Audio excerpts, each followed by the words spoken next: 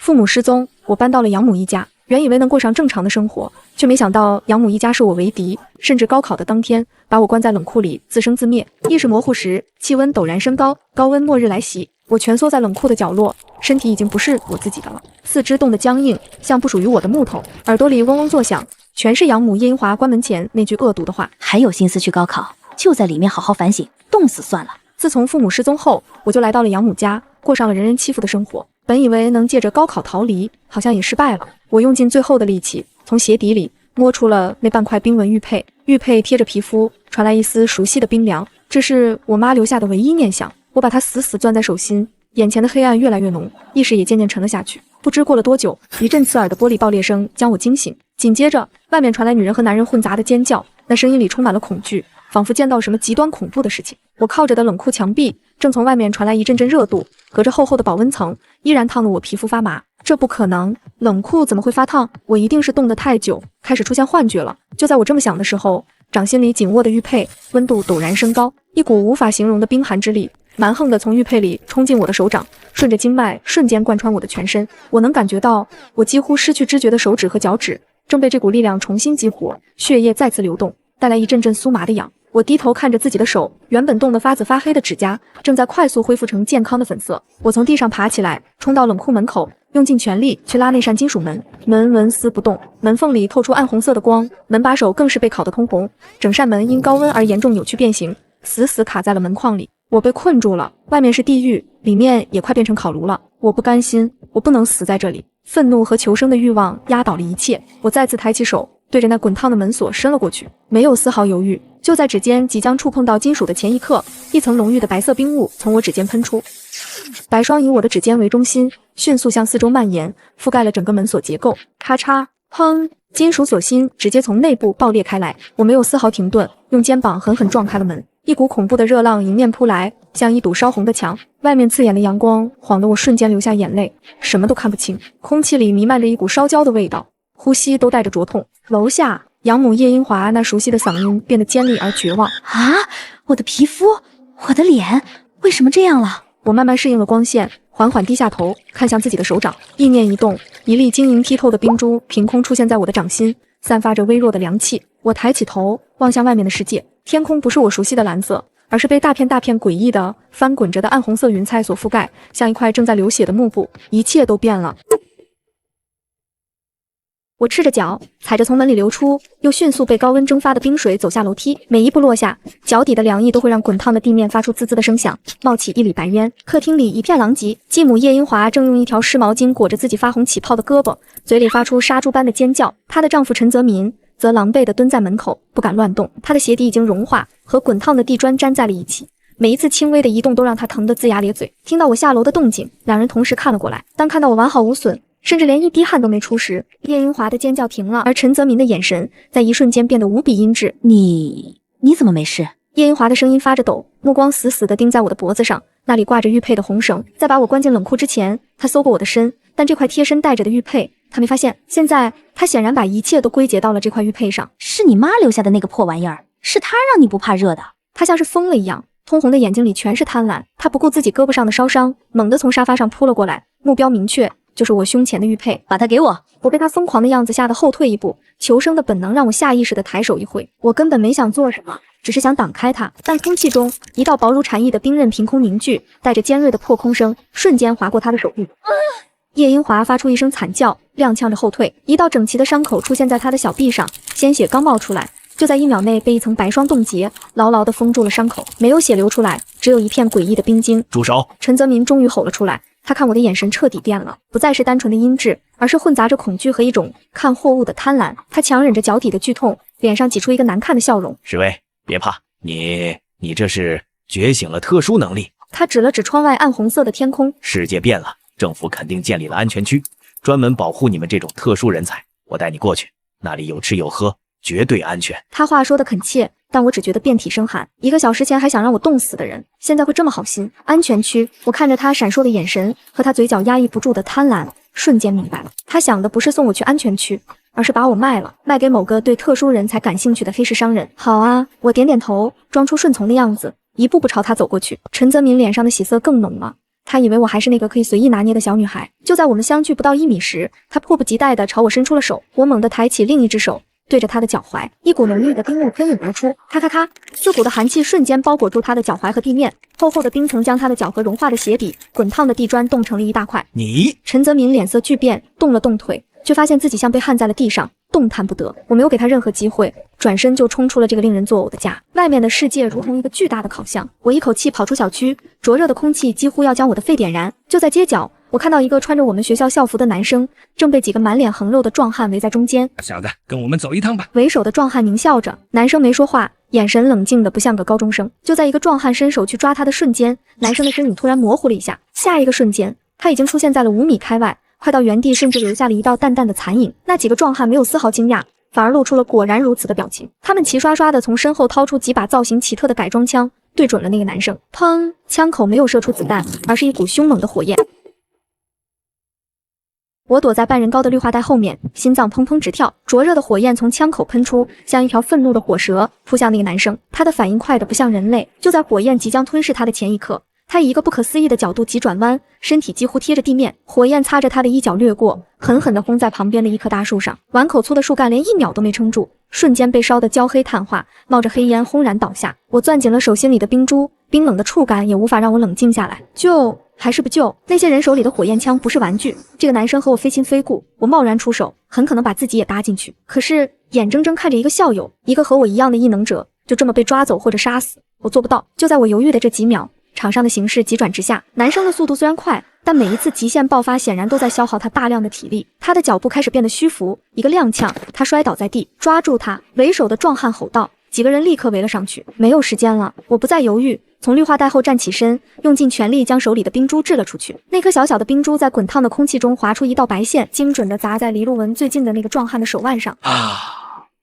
壮汉发出一声惨叫，手里的火焰枪拿不稳，掉在了地上。他的手腕上一层白霜正在快速蔓延，带来刺骨的冻伤。这突如其来的变故让所有人都愣了一下。就是现在，我冲了出去，一把拉起地上的男生，嘶吼道：“快跑！”他显然也反应了过来，不用我多说，反手抓住我的手腕，带着我朝街道另一头狂奔。他的速度太快了，我感觉自己像是被一辆高速行驶的汽车拖着，两边的景物飞速倒退，我们七拐八绕，最终躲进了一家废弃的小超市里。门是玻璃的，早已在高温中碎裂。我们躲在货架的阴影里，拼命喘着气。我叫陆文一中的学生。他先开了口，气息还有些不稳。谢谢你，你刚才那个是冰？宋时威，我言简意赅，点了点头。你那个是速度？他苦笑了一下。算是吧，刚觉醒没多久，还控制不好，体力跟不上。这个超市暂时安全，但我们都知道这只是暂时的。我走到布满灰尘的窗边，小心翼翼地向外看了一眼，心瞬间沉到了谷底。超市门口，叶英华和陈泽民正站在那里，陈泽民的脚上还残留着冰块融化后的水渍，表情怨毒。在他们身边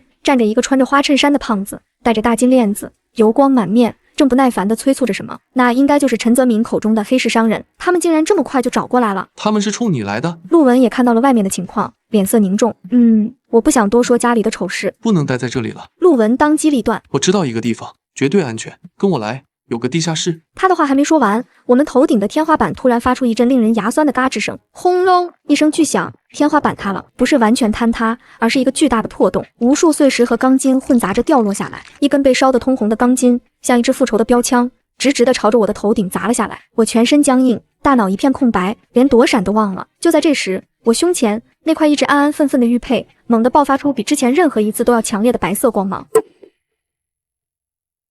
刺眼的白光缓缓散去，我发现自己被一个半透明的冰蓝色罩子包裹着，完好无损。头顶上那根烧得通红的钢筋已经融化，变成一滩扭曲的铁水，正顺着冰罩的弧度滑落，在地上发出滋啦的声响，迅速冷却变黑。冰罩咔的一声碎裂成无数光点，消散在空气里。你身边的陆文目瞪口呆地看着我，又指了指地上的铁水。你的异能不只是凝结冰块，还能造出盾牌。我还没来得及回答，头顶天花板的破洞外传来了继母叶英华尖利又贪婪的叫声。是那块玉佩，我就知道是那块玉佩，抓住它，它的玉佩是关键。我下意识地伸手捂住胸前的玉佩，冰凉的触感让我混乱的大脑冷静下来。就在指尖触碰到玉佩的瞬间，一个尘封已久的温柔声音在我脑海中一闪而过，是我妈妈的声音。石威，记住，如果遇到躲不过的火劫，这块玉佩会保护你。火劫？原来妈妈早就预见到了什么？这块玉佩不只是遗物，更是我活下去的依仗。他们从这门过来了。陆文紧张地盯着超市入口，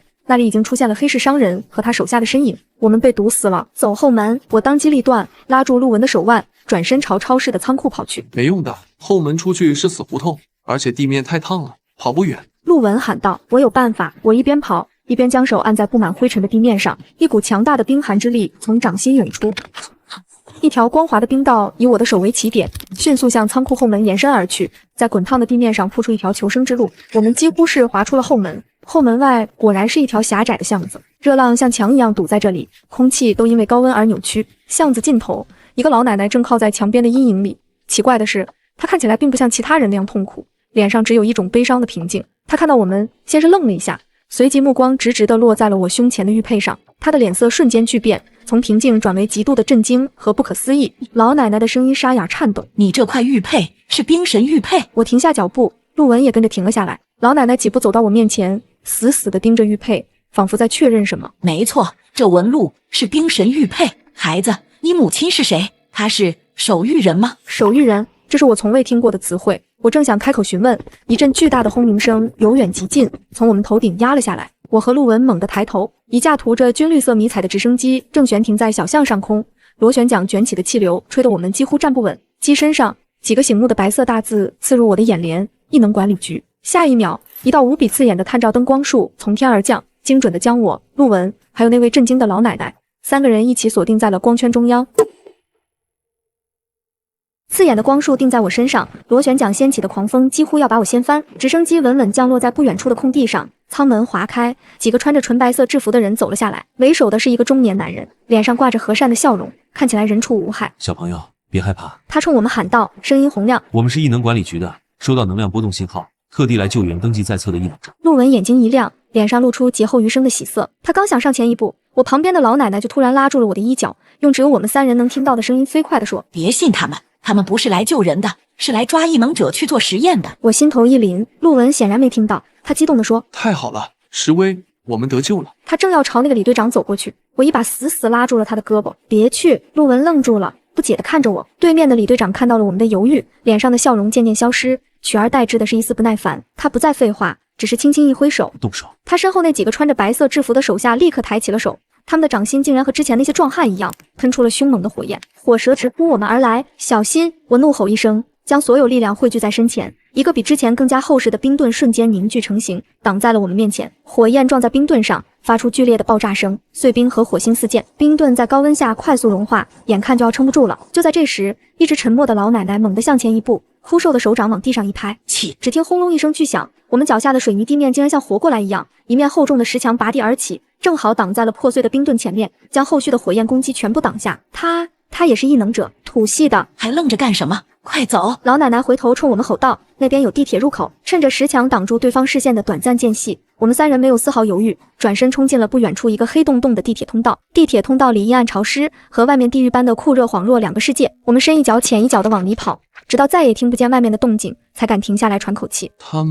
他们真的是管理局的人？陆文靠着墙，心有余悸。穿着制服的强盗罢了。老奶奶冷哼一声，通道深处传来滴答滴答的水声，在这死寂的环境里显得格外清晰。我的心提了起来，这里怎么会有水声？外面的水早就被蒸发干净了。我顺着声音小心翼翼地往前走了几步，在手电筒光芒照不到的黑暗里，我看到了一个轮廓，那是一个女孩，静静地站在那里。她浑身都湿透了，水珠正顺着她的头发和衣角不断滴落，在地上积了一小滩水。周围的空气因为她的存在，温度竟然比外面还要低上几分，带着一股潮湿的阴冷。她似乎感觉到了我的注视，缓缓抬起头，冲我露出了一个笑容。太好了，她的声音在空旷的通道里回响。我终于等到冰系异能者了。那个女孩从黑暗中走了出来，我这才看清，她每走一步，脚下的积水都会瞬间凝结成一层薄冰，然后又迅速碎裂。陆文立刻警惕地挡在我身前，压低声音问：“你是谁？”女孩看起来和我们年纪相仿，脸色苍白，嘴唇也有些发紫。她有些虚弱地笑了笑，说：“别紧张，我叫林希木，也是冰系异能者。”她指了指我胸口的位置。我能感觉到你身上有股非常纯粹的冰系能量，所以才冒昧地等在这里。我的能力失控了，无法控制地吸收周围的热量，只有在阴凉的地方才能勉强维持。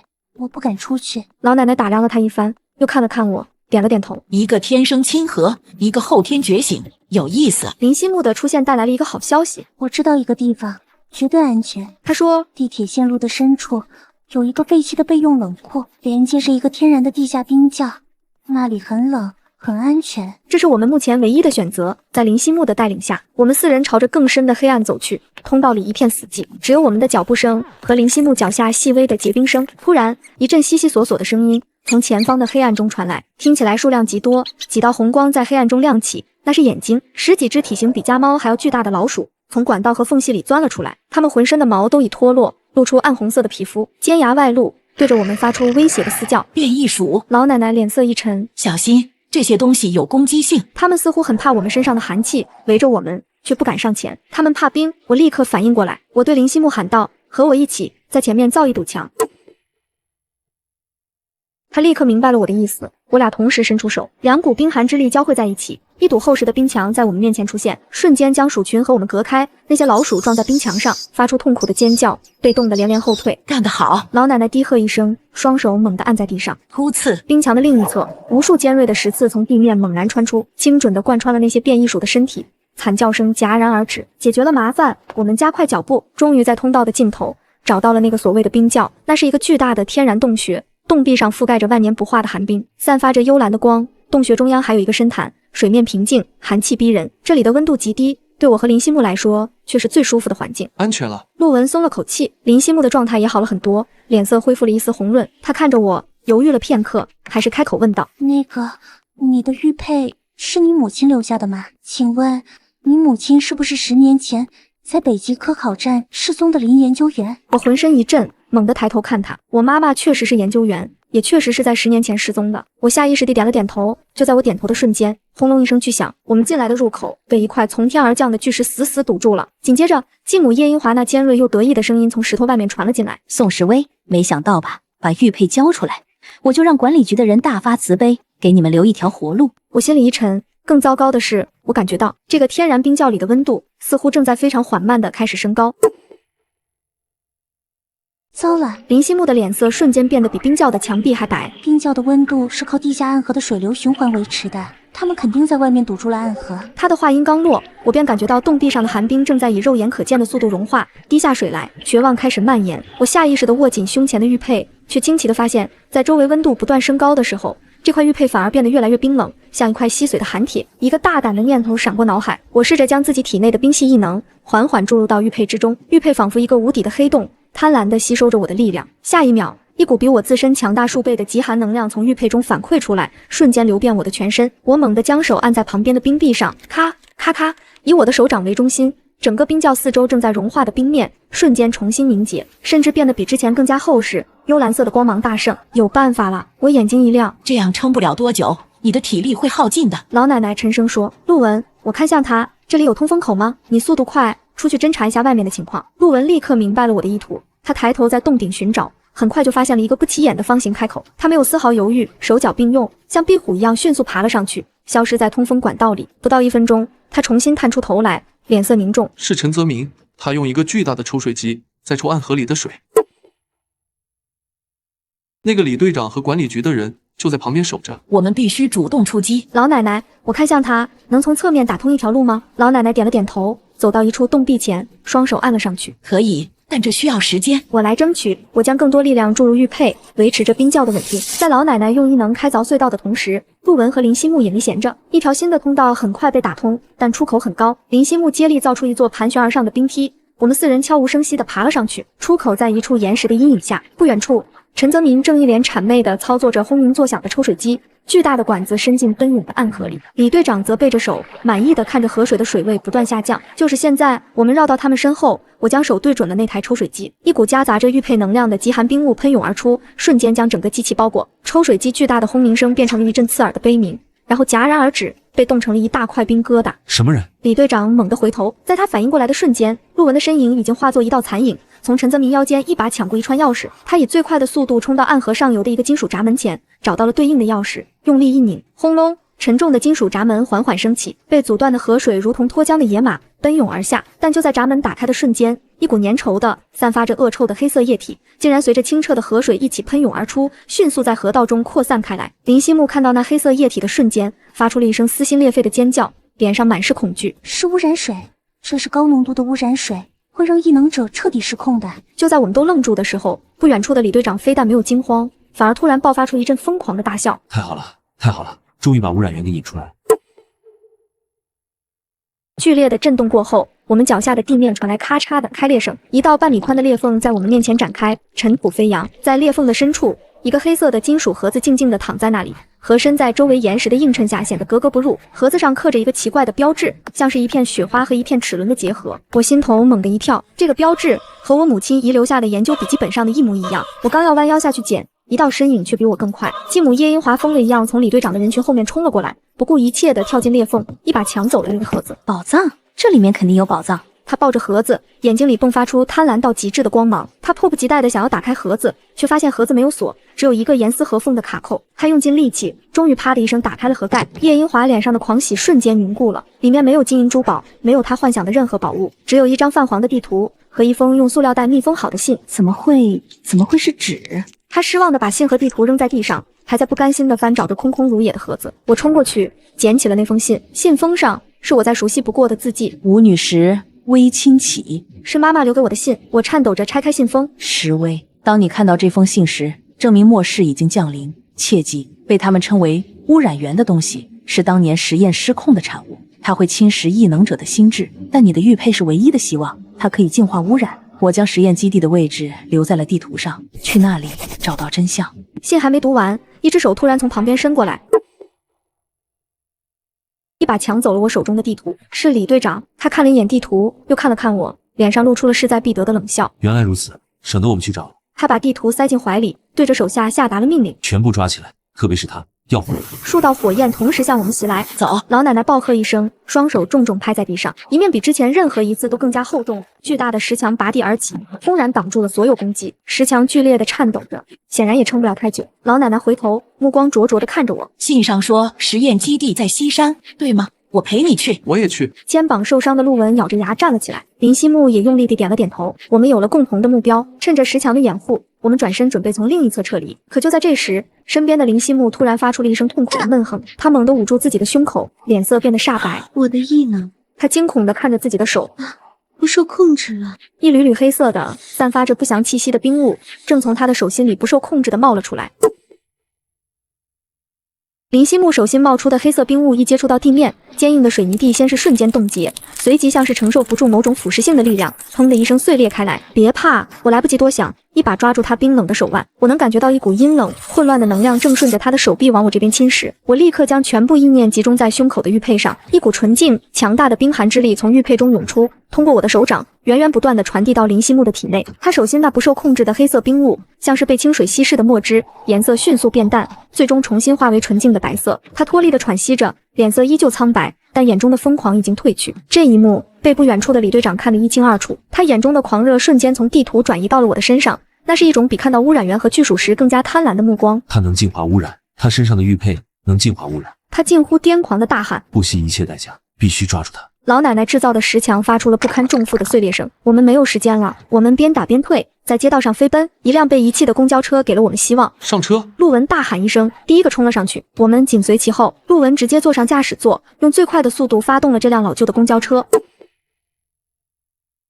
引擎发出一阵怒吼，车子猛地向前窜出。我来开车！陆文喊道。我立刻跑到车尾，将手按在破碎的后窗上，大量的冰雾喷涌而出，在车后形成了一道浓密的白色屏障，彻底遮挡了追兵的视线。老奶奶则半蹲在车厢里，双手按着地板。每当有管理局的车靠近，路面上就会突然穿出尖锐的石刺，逼停对方。林希木靠在座位上，闭着眼睛，额头满是冷汗，正竭力压制着体内那股刚刚被净化的蠢蠢欲动的黑色能量。车厢里剧烈颠簸，林希木忽然睁开眼，看着我说：我爷爷曾经是那个实验基地的研究员，他失踪前告诉我，如果有一天世界被污染，就去基地里找到净化核心。净化核心，这和我母亲信里提到的找到真相不谋而合。在陆文高超的驾驶技术和我们三人的配合下，我们终于甩掉了追兵。公交车在巨大的轰鸣声中开到了西山脚下。远远的，我们看到了那个建在山体中的实验基地。让我们所有人感到诡异的是，基地那扇厚重无比的金属大门此刻竟然是敞开的，像一张等待猎物的巨口。车子刚停稳，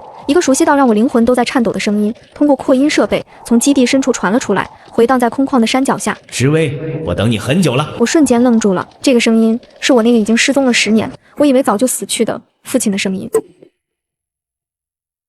那个声音我不会认错。我冲进了基地的大门，像一个迷失了10年的孩子终于找到了回家的路。基地内部是一个巨大的空旷的白色大厅，无数精密的仪器闪烁着幽光。大厅中央站着一个穿着白大褂的男人，他背对着我，身形清瘦。听到我的脚步声，他缓缓转过身来，那张脸即使10年未见，也依旧清晰地刻在我的记忆里。是我的父亲林建国，他看起来和10年前没什么两样，只是眼神里多了几分我看不懂的深邃。他微笑着向我张开了双臂。侍卫，我的女儿，我终于等到你了。我鼻子一酸，眼泪再也忍不住，刚要朝他跑过去，突然一双手从后面死死地抱住了我，是继母叶英华。她不知何时也跟了进来，脸上挂着讨好的扭曲的笑容。快把玉佩给他！她在我耳边尖叫，力气大得惊人。我愣住了，而我的父亲林建国只是微笑着看着这一幕，并没有阻止。他缓缓放下手臂，脸上的笑容没有丝毫变化，但那份虚假的温暖却消失了，只剩下一种冰冷的审视。看来我给你安排的催化剂效果还不错。他看着被叶英华死死抱住的我，满意的点了点头。催化剂？我不敢置信的看着他。没错。他似乎看穿了我的想法，慢条斯理的解释起来。你母亲当年太过心软，反对继续污染源的进化实验，甚至偷走了最关键的核心，也就是你身上的这块玉佩。她以为躲起来就没事了。我需要玉佩，更需要一个能完美激发她力量的宿主，所以我找到了你，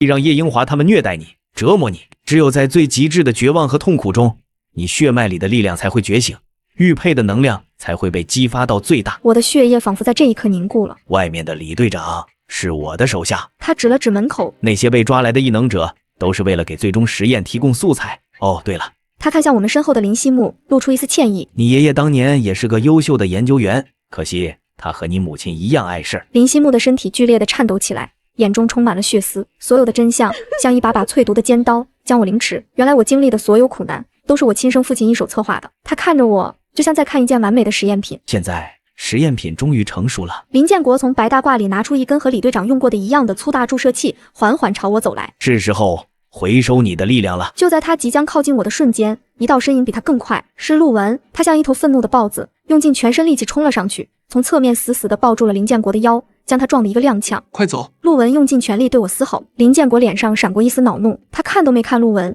只是不耐烦地反手一挥，一股凶猛的火焰从他掌心喷出，瞬间包裹了陆文的后背。陆文身上的衣服立刻燃烧了起来。陆文，我目眦欲裂，不假思索地将手对准他燃烧的后背，刺骨的冰雾瞬间喷涌而出，扑灭了他身上的火焰，也带走了他皮开肉绽的灼痛。他闷哼一声，半跪在地，大口喘着气。就在宋建国准备再次动手的瞬间，老奶奶暴喝一声，双手重重拍在地面，轰隆！四面厚重无比的石墙拔地而起，像一个巨大的牢笼，将宋建国死死困在了中央。别管他，快想办法出去！老奶奶的嘴角溢出一丝鲜血，显然这一击也消耗了她巨大的能量。林希木没有去管那边的战斗，他第一时间冲到了大厅中央那个巨大的实验控制台前。复杂的屏幕上，一排醒目的红色倒计时正在飞速跳动。进化核心启动倒计时10分钟。林希木的脸色瞬间变得惨白，他回头冲我们声嘶力竭地大喊：来不及了！这个进化核心一旦启动，会把整个西山都炸掉。他话音刚落，困住宋建国的石墙猛地一震，蛛网般的裂痕瞬间布满墙体。砰！石墙轰然炸裂，宋建国毫发无损地走了出来，脸上带着一丝病态的微笑。游戏才刚刚开始。他按下控制台上的一个红色按钮，大厅两侧的金属墙壁缓缓打开，露出了一个个玻璃培养舱，里面站满了人，他们双目紧闭，身上插着各种管子，表情麻木。随着一声轻响，所有培养舱同时打开，那些人像木偶一样走了出来，眼神空洞，没有一丝属于人类的情感。他们都是被抓来的异能者，此刻却成了宋建国最忠实的武器。杀了他们！宋建国下达了冰冷的命令，那些被改造的异能者瞬间暴起，各种各样的能力向我们轰了过来。我们困住他们，我对林希木大喊。我们两人再次联手，磅礴的冰寒之力交织在一起，一座巨大的环形冰阵拔地而起，暂时将那些失去理智的改造人困在了里面。控制台！陆文大喊一声，忍着剧痛，再次化作一道残影，冲向那个决定所有人命运的控制台。不自量力！宋建国冷哼一声，又是一道火焰挥出，陆文根本无法躲闪。就在火焰即将吞噬他的瞬间，老奶奶的身影挡在了他的面前，用自己的身体硬生生抗下了那一击。老奶奶像一片落叶般地飞出去，重重地摔在地上，后背已是一片焦黑。控制台上的倒计时只剩下最后3分钟，绝望笼罩了每一个人。就在这时，我脑海中猛地闪过母亲信里的话：你的玉佩是唯一的希望，它可以净化污染。净化核心，净化污染。一个孤注一掷的念头在我脑中形成，我不再犹豫，用尽全身力气冲破改造人的包围，在所有人震惊的目光中，将胸前那块滚烫的玉佩狠狠地按在了控制台的屏幕中央。嗡，玉佩仿佛找到了归宿，爆发出前所未有、足以照亮整个基地的耀眼光芒。光芒所及之处，那些疯狂攻击的改造人动作竟然齐齐一顿，空洞的眼神中似乎恢复了一丝清明。冰阵内的攻击停止了，成功了！可我还没来得及高兴，身后就传来了宋建国疯狂的咆哮。不，他像一头发狂的野兽，不顾一切地向我冲了过来。我绝不会让你破坏我最完美的实验。宋建国脸上带着疯狂的狞笑，那团足以融化钢铁的火焰已经扑到了我的面前，我甚至能闻到自己头发被燎焦的味道。就在这千钧一发之际，我胸前那块被我按在控制台上的玉佩突然自己挣脱了我的手掌，它悬浮在我和火焰之间，爆发出比刚才还要强烈100倍的幽蓝色光芒。光芒之中，玉佩的形态在迅速变化，拉长、伸展，一对华丽的冰翼破光而出，修长的脖颈仰天发出一声清越的鸣叫。那不是玉佩了，那是一只由最纯粹的寒冰能量构成的活生生的凤凰。它振翅而鸣，一股肉眼可见的蓝色冲击波扩散开来。宋建国放出的火焰像是遇到了克星，连1秒钟都没能撑住，就在鸣叫声中被彻底扑灭消散。冰凤凰琥珀般的眼瞳冷冷地瞥了一眼林建国，他只是轻轻扇动了一下翅膀，无数尖锐的冰锥便凭空出现，将宋建国死死地钉在了他身后的墙壁上，动弹不得。这是。身后的林希木看着眼前这神迹般的一幕，声音因极度的震惊而颤抖。这是玉佩的终极形态。冰凤凰没有理会任何人，他完成了自卫反击后，便优雅地转身，朝着大厅中央那个闪烁着红光的净化核心飞去。他没有撞击，而是轻轻地将自己的身体融入了那个巨大的机器之中。控制台上刺耳的警报声和倒计时瞬间停止了。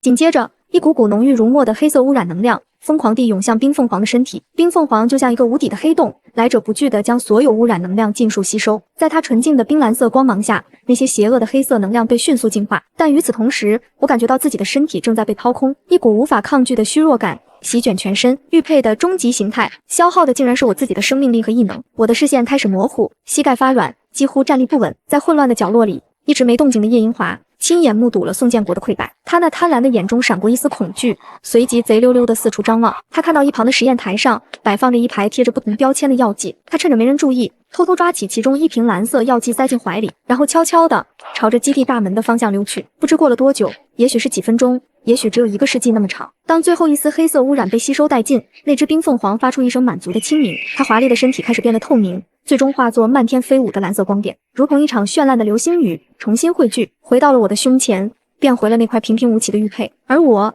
也终于耗尽了最后一丝力气，眼前一黑，身体软软的向后倒去。石威，陆文一个箭步冲上来，及时抱住了我。就在他抱住我的那一刻，整个基地都开始发出嘎吱嘎吱的呻吟，一道道巨大的裂缝从墙壁和天花板上蔓延开来，碎石和粉尘簌簌落下。被冰锥钉在墙上的宋建国看着这一切，非但没有恐惧，反而放声大笑起来，笑声里充满了报复的快意。核心虽然被净化了，但是能量过载，这个基地要塌了，你们所有人都给我陪葬吧。我的意识在黑暗中沉浮，耳边只剩下宋建国那疯狂刺耳的笑声和天花板不断碎裂坠落的轰鸣，身体的能量被彻底抽空，连睁开眼睛的力气都没有。我以为我要和这个罪恶的基地一起被埋葬了，但一双有力的手臂将我从冰冷的地面上托起，一个坚实的后背成了我最后的依靠。石威，是陆文的声音，他背起了我，开始疯狂地向外跑。老奶奶搀扶着同样虚弱的林希木，紧跟在后面。我们身后是被冰锥钉在墙上无法动弹的林建国，他看着我们逃离，脸上的笑容愈发狰狞，嘴里还在不停地咒骂着。头顶的巨石像雨点一样砸落，跑在最前面的叶英华发出了一声惨叫，一块人头大小的石块正好砸中了他的小腿，他惨叫着摔倒在地，抱着腿动弹不得。剧烈的颠簸让我从昏迷中挣扎着醒来，视野一片模糊，他每一步都非常沉重，灼热的呼吸喷在我的脖颈上。快到了！他喘着粗气说。可就在这时，他猛地停下了脚步。我们面前一道巨大的裂缝拦住了去路，深不见底。对岸的出口近在咫尺，却又远在天边。救我！救救我！身后传来叶英华凄厉的哭喊声，他正拼命地朝我们这边爬，但断掉的腿让他寸步难行。别管他，我们没时间了！老奶奶焦急地喊道。我看着在地上挣扎的叶英华，看着他眼中那属于人类最原始的求生欲，心里一阵刺痛。他虽然可恶，但罪不至死。我用尽最后一丝力气说：冰桥！我抬起几乎不属于自己的手，对准了那道深渊。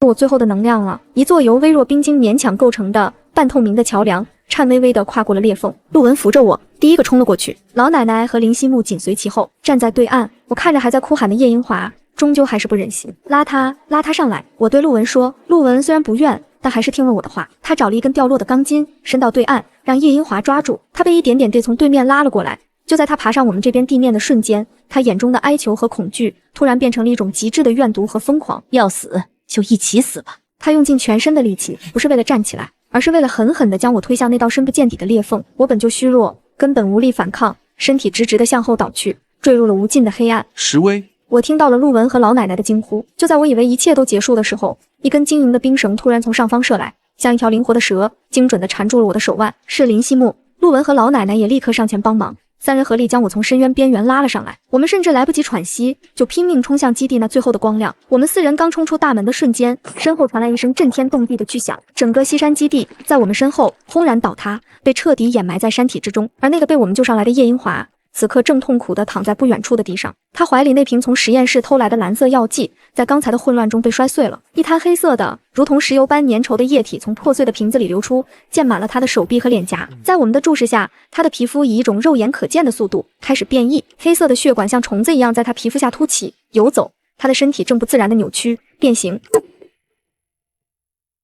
叶英华倒在地上，发出的不再是人类的惨叫，而是一种野兽般的痛苦的嘶吼。那瓶黑色的药剂仿佛是恶魔的血液，在他凄厉的吼声中，他的身体像一个被吹胀的气球，正在以一种恐怖的速度快速膨胀，皮肤被拉伸到极致，然后寸寸撕裂。从裂开的血肉下，猛地生长出一片片闪着金属光泽的厚重的黑色鳞片，他的骨骼发出咔咔声，四肢被拉长扭曲，变得更像是某种野兽的利爪。不过短短10几秒，那个贪婪又恶毒的妇人就彻底消失了，取而代之的是一个站起来足有2米多高、半人半兽的怪物。他通红的眼睛死死地锁定了瘫坐在地上的我，喉咙里发出低沉的咆哮，里面充满了对我的刻骨恨意。下一秒，他后腿猛地发力，朝我冲了过来，那速度快得惊人，甚至比陆文的极限速度还要快上1线。我下意识地抬手想要凝结冰盾，可我体内空空如也，胸前的玉佩也失去了所有光泽，变得像一块普通的石头，冰冷死寂，我根本无法调动一丝一毫的力量。完了！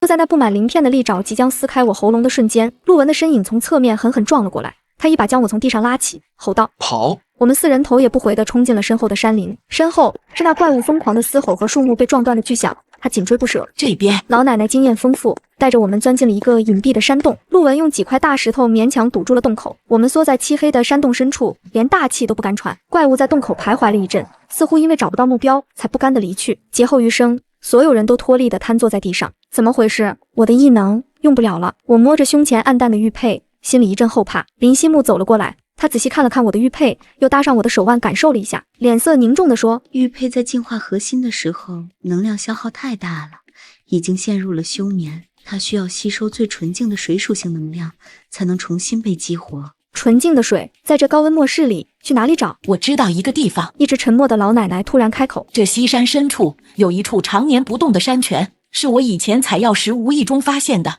那里的水非常纯净。”这是我们唯一的希望。短暂休息后，我们决定立刻出发。一路上，我们小心翼翼，尽量避开开阔地带。在一个山坳里，我们遇到了几个幸存者，他们衣衫褴褛，神情惊恐，身上还带着伤。看到我们，他们像是看到了救星。一个男人连滚带爬的过来，抓住陆文的裤腿，声音都在发抖：“别往前走了，前面有怪物。”“什么怪物？”陆文扶住他：“一个浑身长满黑色鳞片的怪物。”那人惊恐地回忆着：“他见人就杀，我们10几个人，就剩我们3个跑出来了。”是叶英华，已经彻底变成了只知杀戮的怪物。我们绕开了那片区域，在老奶奶的带领下，终于找到了那个隐藏在瀑布后面的山泉洞。洞内别有洞天，中央有一汪清澈见底的泉水，散发着沁人心脾的凉意。我没有犹豫，立刻取下脖子上的玉佩，轻轻地将它放入泉水之中。玉佩一接触到水面，就像一块干涸的海绵遇到了水，它开始发出微弱的、柔和的蓝色光芒，一丝丝肉眼可见的纯净能量正从泉水中被它不断吸收。有救了！我们所有人都松了一口气。可就在这时，整个山洞的顶部突然传来一阵剧烈的震动，碎石簌簌落下，紧接着一个我们最不愿听到的、充满暴虐的嘶吼声从洞穴外面清晰地传了进来。我闻到你们的味道了。堵住洞口的巨石被一股蛮横的力量从外面硬生生撞开，那个半人半兽的怪物叶英华带着一身的杀气冲了进来，他鲜红的眼睛第一时间就锁定了泉水边的我，没有任何犹豫，那闪着寒光的黑色利爪直接朝着我的天灵盖拍了下来。小心！老奶奶暴喝一声，一面厚重的石墙拔地而起，挡在了我的面前。可我们都低估了这怪物的力量，坚固的石墙在它的利爪下，就像一块脆弱的豆腐，瞬间被拍得粉碎，石屑四溅。石威，陆文眼疾手快，一把将我从原地拉开，带着我躲到了山泉的另一边。而就在这生死一瞬，我感觉到一股磅礴纯净的力量正从泉水中的玉佩里疯狂涌出，灌入我的四肢百骸。玉佩的光芒已经从微弱的幽光变成了足以照亮整个山洞的耀眼蓝光，我的力量正在恢复。我来拖住他。林希木看到我这边情况危急，立刻出手。他双手凌空一握，十几根锋利无比的冰刺凭空出现，如同一阵暴雨，从四面八方射向叶英华。然而，那些足以穿透钢板的冰刺打在叶英华厚重的黑色鳞片上，却发出了一阵叮叮当当的脆响，然后无力地弹开，连一丝痕迹都没能留下。绝对的防御，叶英华被彻底激怒，他放弃了我，转而咆哮着冲向了林希木。就是现在，我不再犹豫，伸手探入冰冷的泉水，一把将那块滚烫发光的玉佩握在手中，力量。前所未有的力量充满了我的身体，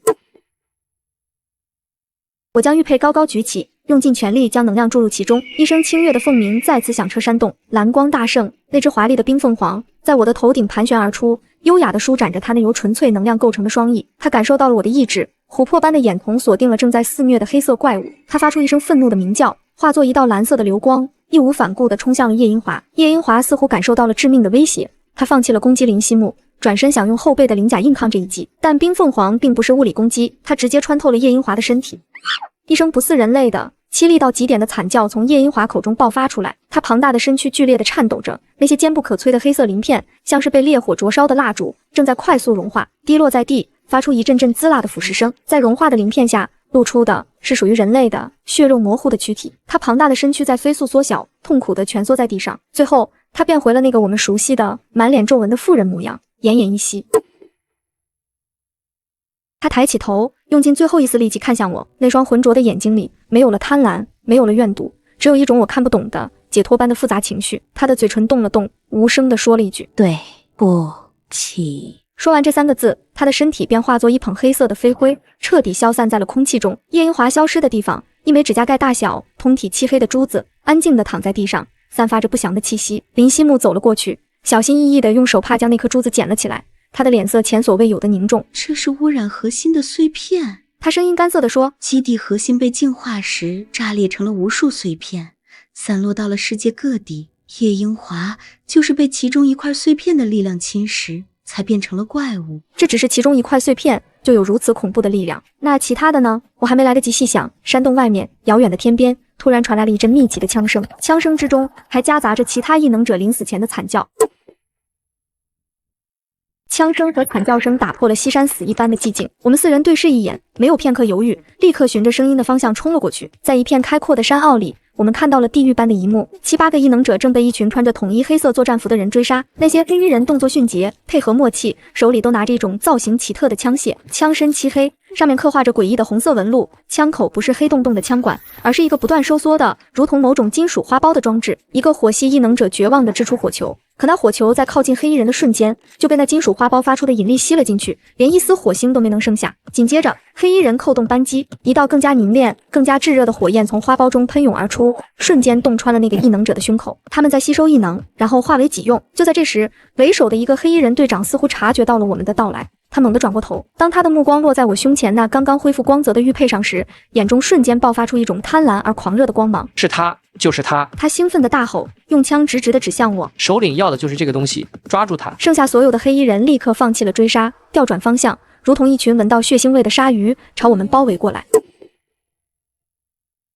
黑火组织的人，老奶奶脸色一沉，认出了他们的身份。他们和宋建国是合作关系，专门为他提供实验素材。原来如此，我心中的怒火被彻底点燃，旧恨加上新仇，我将所有力量注入玉佩。一声清越的凤鸣响彻山谷，华丽的冰凤凰再次出现，带着净化的神圣气息，扑向那群黑衣人。来得好！那黑火队长不禁反喜，他和他手下的人同时举起了手中的武器，对准了冰凤凰，数个金属花苞同时张开，产生了一股强大到难以想象的吸力。我引以为傲的冰凤凰，那纯粹的能量体，竟然被这股力量强行拉扯、扭曲，发出一声痛苦的悲鸣，眼看就要被吸进那些诡异的武器之中。休想！一道残影闪过，陆文的速度爆发到了极致，他像一道看不见的风，在黑火组织成员之间穿梭。那些人只觉得手腕一麻，手里的吸收武器就已经全部一手。陆文在抢走所有武器的瞬间，已经退回到了我们身边。干得漂亮！老奶奶抓住战机，双手重重按在地上。石牢！轰隆隆，无数尖锐的石刺从地面破土而出，构成一个巨大的、密不透风的圆形牢笼，将所有失去武器的黑衣人全部困在了里面。他们疯狂地攻击着石壁，却只是徒劳。等等，林希木突然指着一个黑衣人的手臂，脸色变得煞白。他们衣服上的标志和实验基地的标志一模一样。果然，在他们黑色作战服的臂章上都印着那个雪花和齿轮结合的标志。黑火组织就是我父亲的私人军队。解决了这些敌人，陆文开始检查那些被他抢来的武器。他试图拆开其中一把，结果啪嗒一声，从枪械的能量槽里掉出了一张被折叠起来的纸条。他打开纸条，念了出来：进化核心只是一个开始，能量的爆发会唤醒沉睡的他们。真正的灾难在3个月后。3个月，纸条上的信息让我心头一沉。就在这时，我胸前的玉佩突然毫无征兆地变得滚烫，一股灼热感传遍全身。玉佩自己飞了出，悬浮在我的面前，投射出一道蓝色的光幕。光幕中，一个温柔熟悉的身影缓缓出现，那是我妈妈的影像。她的脸上带着我记忆中的微笑，眼神里却充满了担忧和焦急。石薇，她看着我，声音像是从遥远的时空传来：别相信任何人，去海边，妈妈在那里留下了最后的答案。话音刚落，影像和光幕便如泡沫般破碎，消散在空气中。玉佩也恢复了平静，静静地落回我的掌心。母亲的影像消散在空气中，但她的话却像烙印一样刻在了我的脑海里。去海边，那里有答案，我们必须马上出发。我收起玉佩，语气不容置疑。陆文、老奶奶和林希木都没有异议。我们简单整理了一下从黑火组织成员身上缴获的装备和一些还能用的物资，准备动身。可我们还没走出多远，就在一处山脚的废弃村落里遇到了更多的幸存者。他们和之前我们遇到的那几个人一样，脸上写满了惊恐和绝望。黑火组织，到处都是黑火组织的人。一个断了胳膊的男人看到我们，像是抓住了救命稻草。他们疯了，在到处抓异能者，不管是大人还是小孩，只要有能力的，一个都不放过。另一个女人哭着补充道：我看到他们把抓来的人都用卡车带走了，方向是海边的一个废弃化工厂。海边的工厂，这个信息让我和我脑海中母亲的指引重合在了一起。这绝不是巧合，先救人，我当机立断。母亲留下的谜团固然重要，但我们不能眼睁睁看着这么多同类被抓去做实验。我们4人决定先去那个工厂探探情况。远远的，我们就看到了那座矗立在海岸线上的冒着黑烟的巨大工厂。它像一只钢铁巨兽，盘踞在海边，散发着不祥的气息。工厂周围防守极其森严，穿着黑色作战服的黑火组织成员3步1岗，5步1哨，根本无法靠近。我进去看看。陆文压低声音说，在夜幕的掩护下，他整个人化作一道模糊的影子，利用速度优势和巡逻队的视觉死角，悄无声息地潜入了工厂内部。我们3人隐藏在不远处的礁石后面，焦急地等待着。10几分钟后，陆文的身影再次鬼魅般地出现在我们身边，他的脸色异常难看，情况很糟。他喘着气，飞快地描述着他看到的一切。工厂的中心车间里关着至少上百个异能者，他们都被锁在一种特制的椅子上，动弹不得。在车间的中央，他咽了口唾沫，眼中闪过一丝恐惧。有一个巨大无比的机器，无数的管子连接着那些异能者。那台机器正在吸收他们的力量。我看到好几个人就在我眼前被吸干了生命力，变成了一具干尸。李队长就在那里。陆文最后说道，他正指挥着手下疯狂地催促他们加快机器的运转效率。我瞬间明白了，我父亲虽然被埋在了西山基地，但他的计划，他的黑火组织还在继续运转。这台机器就是为了量产更强大的污染源武器，必须阻止他们，把人救出来。老奶奶声音冰冷，我们立刻开始制定作战计划。由我和林希木正面制造混乱，吸引火力，老奶奶负责破坏围墙，制造出口，陆文则趁机潜入，解救被困的异能者。计划刚刚制定完毕，我们正准备行动，突然从工厂内部传来了一声震耳欲聋的巨响，轰！那声音仿佛是工厂的心脏爆炸了，连我们脚下的礁石都在剧烈颤抖。紧接着，一股肉眼可见的夹杂着毁灭气息的能量冲击波从工厂中心猛地扩散开来，所过之处，钢铁融化，建筑崩塌。不好！我瞳孔骤缩，来不及多想，立刻将所有力量凝聚在身前。冰盾，一面厚达数米、闪烁着幽蓝光泽的巨大冰盾拔地而起，堪堪挡在了我们4人面前。冲击波狠狠地撞在冰盾上，发出令人牙酸的嘎吱声，冰面上瞬间布满了蛛网般的裂痕。就在我竭力维持冰盾的时候，一道狼狈的身影从工厂爆炸的火光中连滚带爬地跑了出来。是李队长，他浑身是火，作战服被烧得破破烂烂，脸上再也没有了之前的嚣张和贪婪，只剩下最原始、最纯粹的恐惧。他甚至没有注意到我们，只是疯了一样的朝着远离工厂的方向逃命，嘴里发出撕心裂肺的、绝望的尖叫。他来了，他真的来了！李队长那绝望的嘶吼还回荡在耳边，我的冰盾已经布满了裂痕，随时可能崩溃。就在这时，工厂废墟的火光之中，一个修长的身影缓缓走了出来。他穿着一件纤尘不染的黑色风衣，与周围的狼藉格格不入。他走得很慢，但每一步落下，周围的空气温度都骤然升高，连被海水浸湿的地面都以肉眼可见的速度被烤干。他没有理会逃窜的李队长，那双深邃的眼睛穿过摇摇欲坠的冰盾，直接落在了我的身上，或者说是我胸前那块正在发光的玉佩上。他笑了，那笑容里带着一丝赞许和一种看透一切的傲慢。林研究员的女儿果然没让我失望。他的声音不大，却像一把锤子砸在我的心上。林研究员，那是我妈妈的称谓。这个人就是黑火组织背后真正的首领。我的力量在飞速恢复，我毫不犹豫地将所有能量灌注进玉佩。清越的凤鸣声中，冰凤凰再次华丽的现身，带着净化的神圣气息扑向那个男人。不错的力量。男人赞许地点了点头，随即轻描淡写地抬起手，没有咒语，没有动作。一堵比他的人还要高的由纯粹的暗红色火焰构成的墙壁凭空出现，挡在了他的面前。王一头撞了上去，发出的不是爆炸声，而是被禁锢的悲鸣。那神圣的冰蓝色能量体竟然被那堵火墙死死地包裹住，正在被快速的融化瓦解。我心头巨震，这种控火的能力，这种霸道的力量，和我父亲宋建国几乎一模一样。你到底是谁？你怎么会我父亲的能力？我失声问道。男人脸上的笑容更深了，带着一丝嘲弄和残忍。他没告诉你吗，我亲爱的侄女？他缓缓说道。我是他的双胞胎弟弟宋建业。宋建业，我父亲的双胞胎兄弟，我从未听说过他的存在。你母亲偷走了本该属于我们兄弟俩的伟大杰作，那个核心玉佩，而我的哥哥那个废物，竟然只满足于在西山那种小地方搞些不入流的实验。他根本不懂这块玉佩真正的力量，只有我才能将他的力量发挥到极致。他张开双臂，仿佛在拥抱整个世界。只要用它启动位于海洋深处的主脑，我就能控制所有的污染源，让全世界的异能者都成为我的奴仆。我将成为这个末世唯一的主宰。他的狂妄让我不寒而栗。在他分神的瞬间，老奶奶和陆文同时发动了攻击，10次和快如闪电的拳头从2个方向袭向林建业。他甚至没有回头，周身的火焰猛地向外扩张，形成一个绝对的火焰领域。10次在靠近的瞬间就化为熔岩，陆文也被逼得连连后退，根本无法近身。结束了。宋建业失去了耐心，他一挥手，4道火焰化作的锁链从地上猛地窜出，分别缠住了陆文、老奶奶和林希木的脚踝，将他们死死地困在原地。他一步步朝我走来，那灼热的气息几乎让我窒息。他伸出手，目标明确，就是我胸前的玉佩。我猛地扯下玉佩，头也不回地朝着林希木的方向大喊一声，然后用尽全力将它抛了出去。玉佩在空中划出一道完美的蓝色弧线。宋建业愣住了，他没想到我敢这么做，转身想去拦截，但已经晚了。林希木精准地接住了玉佩，在他握住玉佩的那一刻，我们2人隔着火焰对视了一眼，一种无需言语的默契在我们之间达成。一声凤鸣，一声雷鸣，同时响彻云霄。一只冰凤凰从我身上冲天而起，与此同时，一条更加巨大的由纯粹寒冰构成的冰龙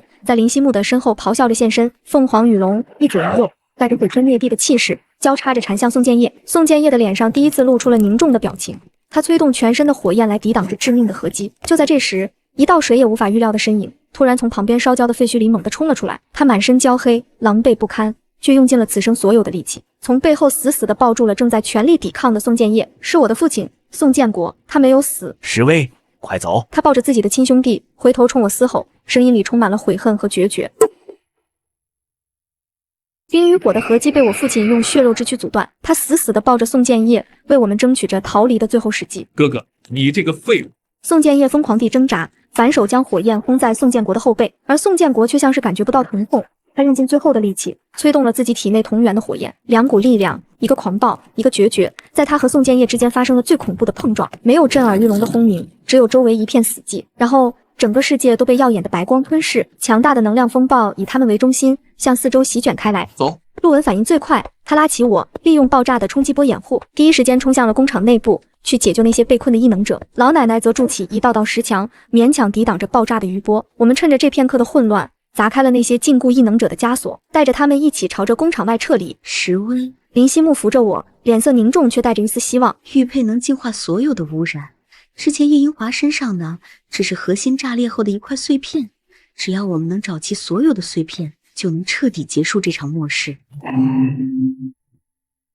要我们能找齐所有的碎片，就能彻底结束这场末世。他的话让我混乱的思绪清晰起来。当我们撤离到安全地带时，身后的工厂已经在爆炸中化为一片火海。爆炸的中心，宋建业的身影已经消失不见，不知是生是死。而我的父亲宋建国却像一截焦黑的木炭，躺在废墟的边缘，奄奄一息。我不由自主地走了过去，他感觉到了我的到来，艰难地睁开眼睛。他眼中曾经的野心和算计，此刻只剩下悔恨和解脱。你妈妈，是我对不起她。他咳出一口黑血，声音微弱的气若游丝。我嫉妒她的才华，嫉妒她得到了玉佩的认可，所以才一步步走到了今天。他用尽最后一丝力气，从怀里掏出一张被烧得有些残破的羊皮纸，递到我的面前。现在是时候赎罪了，这里面是所有污染核心碎片的位置，找到它们，净化它们。那是一张地图，我看着它，看着这个策划了我所有苦难，却又在最后时刻用生命为我开路的男人，心中百感交集，恨意似乎在这一刻消散了。我伸出手接过了那张滚烫的地图，眼泪不受控制的滑落。我点了点头，声音嘶哑：“我原谅你了。”听到这句话，他脸上露出了释然的微笑。那就好，那就好。他喃喃着，在我怀里缓缓闭上了眼睛，彻底失去了声息。我拿着那张沉重的地图，站在海边，风吹动我的长发，胸前的玉佩散发着柔和而温暖的蓝光，仿佛在回应着我的决心。陆文、林希木、老奶奶，他们默默地站在我的身边。身后那些被我们从工厂里救出来的异能者们也纷纷走了过来，他们看着我，眼中充满了信任和希望。我们跟你走。不知道是谁第一个喊了出来：“对，我们愿意追随你。”结束这一切。一声声呐喊汇聚在一起，汇聚成一股磅礴的力量。我转过身看着他们，然后又缓缓回头望向远处波光粼粼的海平面。我轻声说：“妈妈，我会结束这一切的。”海平面上一轮红日缓缓升起，那光芒似乎不再那么刺眼了。